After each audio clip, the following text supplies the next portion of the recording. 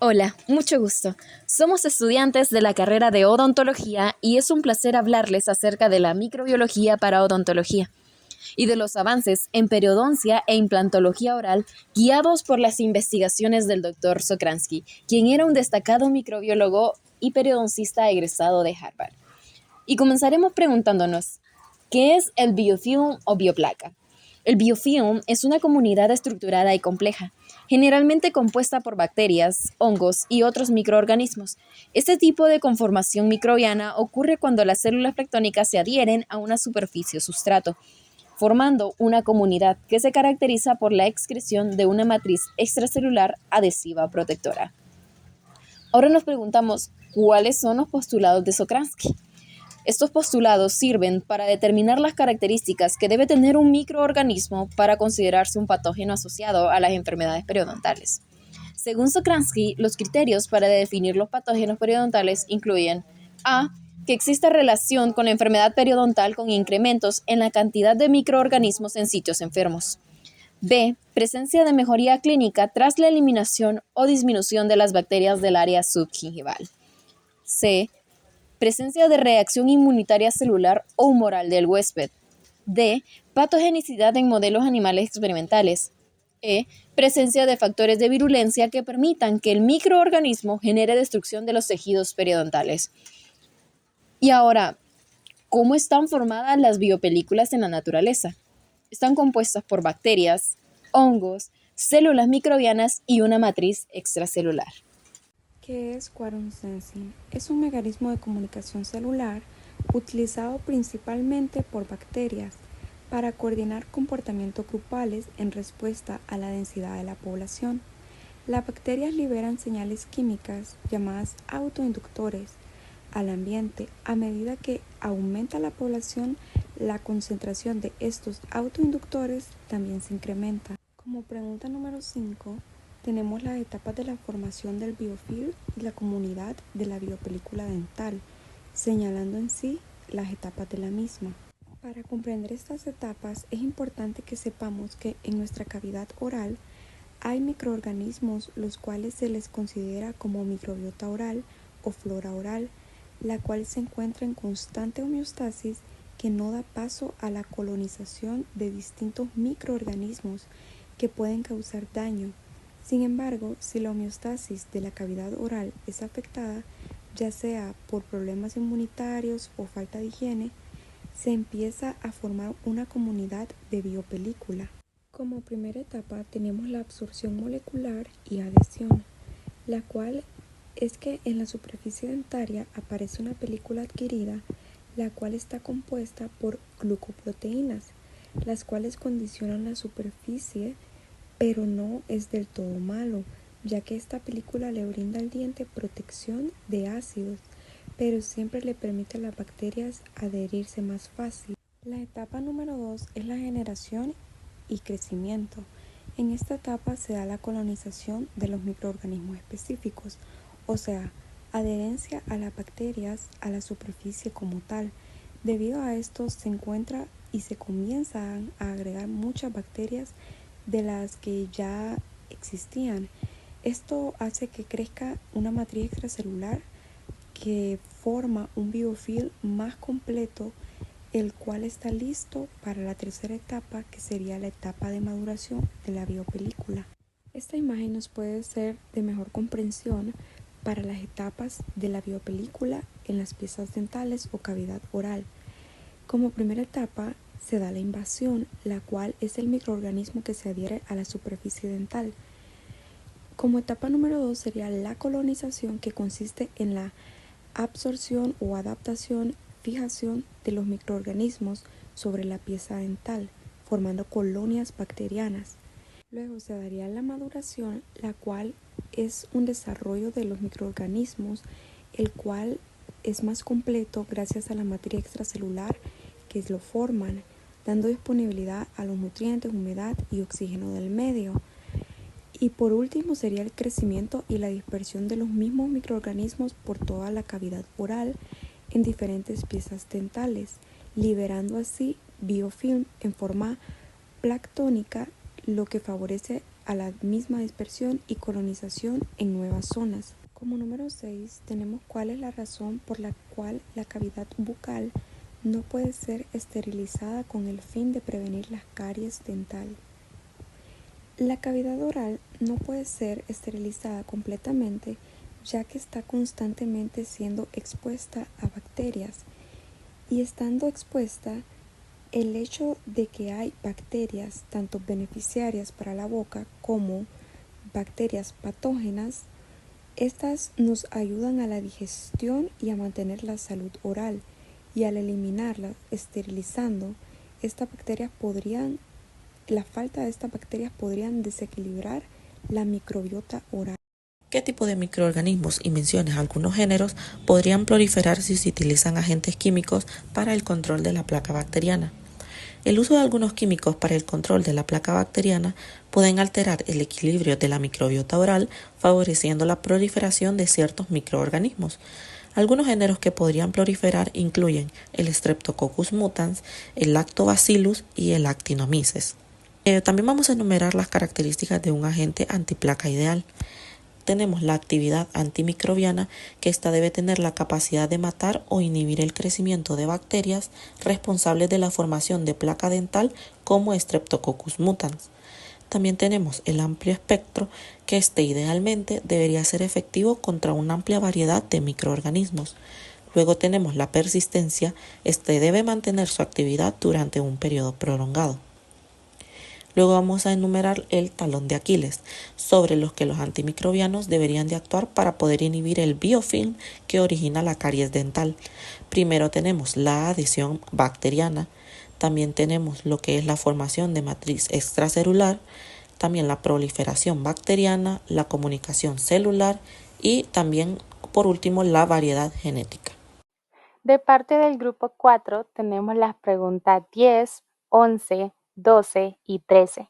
Empezamos por la pregunta 10, la cual dice: en relación a la acción antibiofilm de la clorexidina, conteste lo siguiente. En el inciso A tenemos que disminuye el poder antimicrobiano de la clorexidina. La presencia de la materia orgánica. Esta puede ser la saliva, proteínas y restos de alimentos pueden disminuir la eficacia de la clorexidina al unirse a ella e impedir su acción directa sobre las bacterias.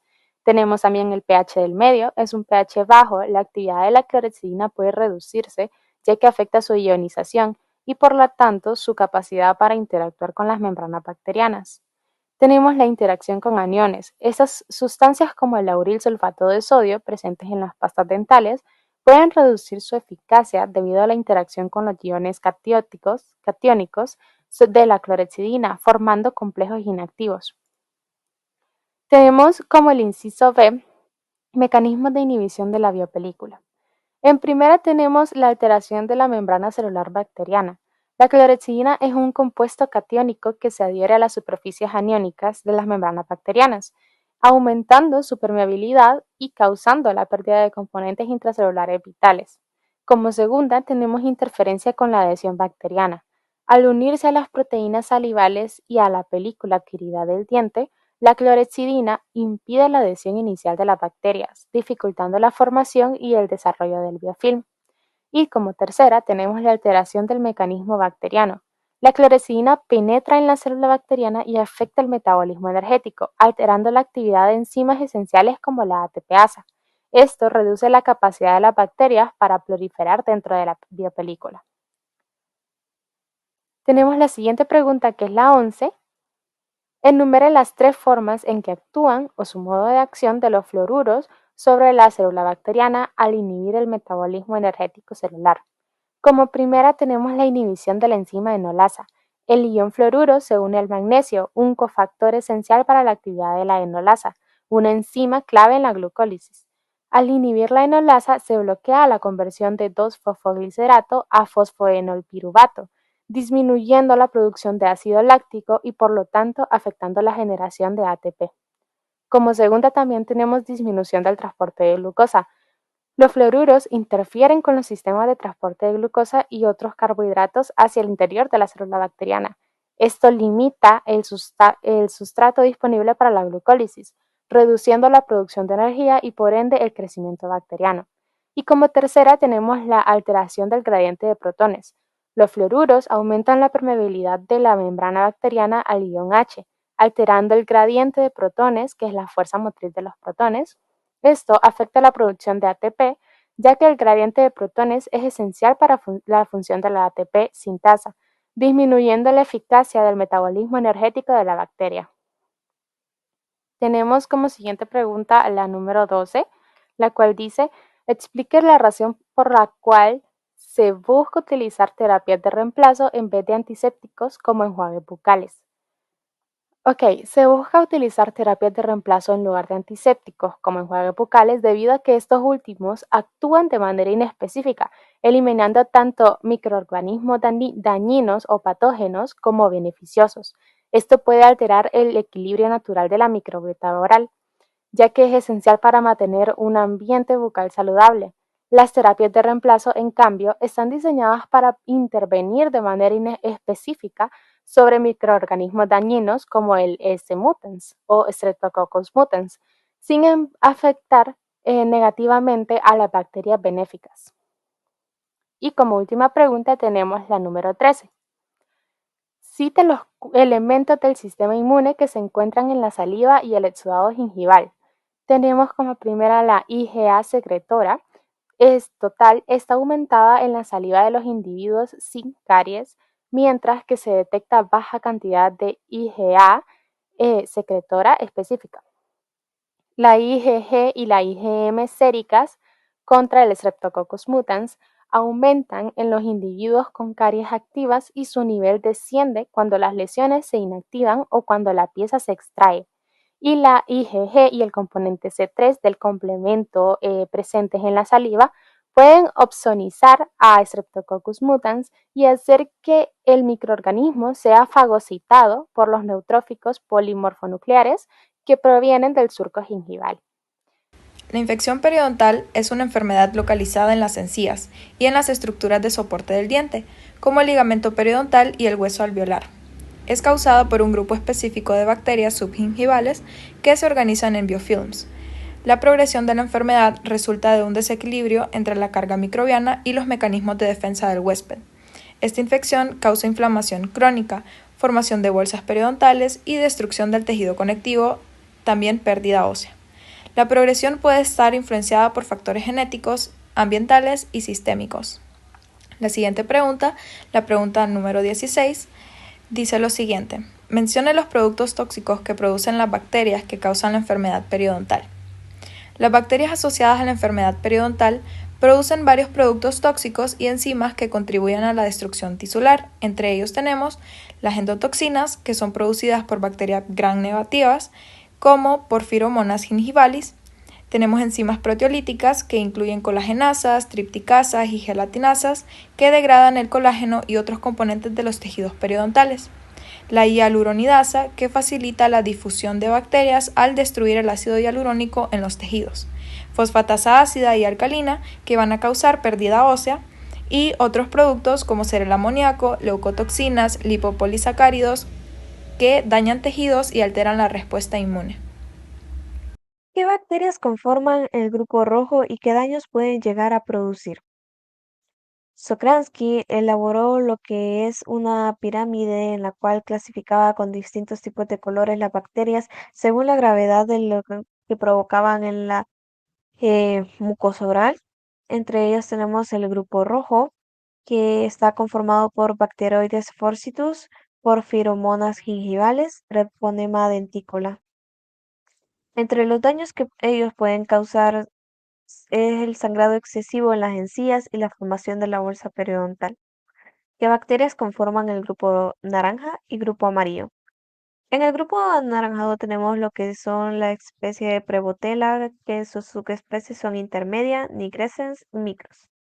Luego tenemos lo que son los Fusobacterium, que están subdivididos en dos tipos de subespecies, que es el Fusobacterium nucleatum y el Fusobacterium polymorphum. Entre algunas de las bacterias asociadas que podemos mencionar está el Leucobacterium nodatum, Campylobacter rectus, Showae, Streptococcus constellatus. En el grupo amarillo tenemos los tipos diferentes de Streptococcus, como ser el mitis, oralis y sanguinis, incluyendo el gordone, intermedios y otras especies. ¿Qué bacterias conforman el grupo verde y púrpura? En el grupo verde nosotros podemos encontrar lo que es el Eichinella corrodens.